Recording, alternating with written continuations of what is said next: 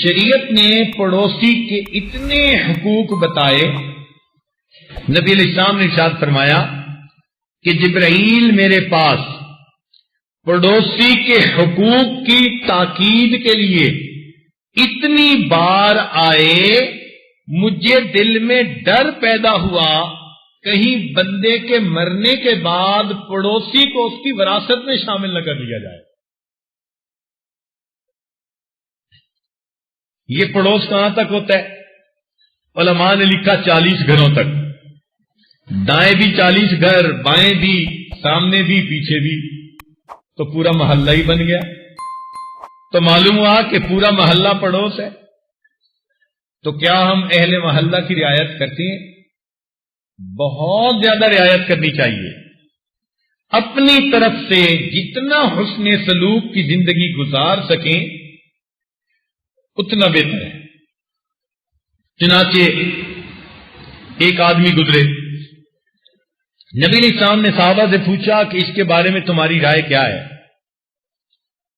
اے اللہ کے نبی بڑا نیک ہے، بڑا عبادت گزار، تہجد گزار، نیکوکار. فرمایا پڑوسی. اے اللہ کے نبی طبیعت ذرا سخت ہے تو پڑوسی اتنے خوش نہیں ہے. فرمایا کہ اللہ کے ہاں یہ کوئی اچھا بندہ نہیں ہے. تھوڑی دیر میں ایک دوسرا بندہ گزرا. نبی علیہ السلام نے فرمایا اس کے بارے میں کیا رعایت، کیا تم اپنے کمنٹس دیتے ہو؟ اے اللہ کے نبی بس فرض واجب پورے کرتا ہے، کوئی زیادہ اتنا نیکی کا شوق تو ہم نے دیکھا نہیں کہ راتوں کو جاگتا ہو، بڑے اعمال کرتا ہو. فرمایا پڑوسیوں کے ساتھ. اے اللہ کے نبی بڑا اچھا رکھ رکھاؤ ہے اور پڑوسیوں کا دل اس سے بہت زیادہ خوش ہیں. فرمایا میں تمہیں بتاتا ہوں کہ یہ آدمی بالآخر جنت میں جائے گا.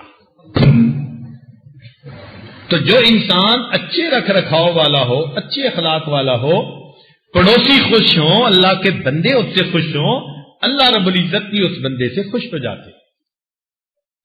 تو ہمیں بھی اپنے پڑوسیوں کی رعایت کرنی چاہیے. اس کا احساس ہمیں اس دن ہوگا، حدیث پاک میں آتے ہیں کہ اللہ تعالیٰ ایک بندے کو بلا کر فرمائیں گے اے میرے بندے میں بھوکا تھا تو نے مجھے کھانا نہیں کھلایا،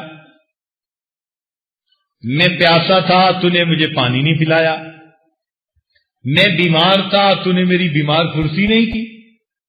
تو وہ بندہ بڑا حیران ہوگا، کہے گا اللہ آپ کھانے پینے بیمار ہونے سے منزہ اور مبرہ ہیں، یہ کیسے ہوا؟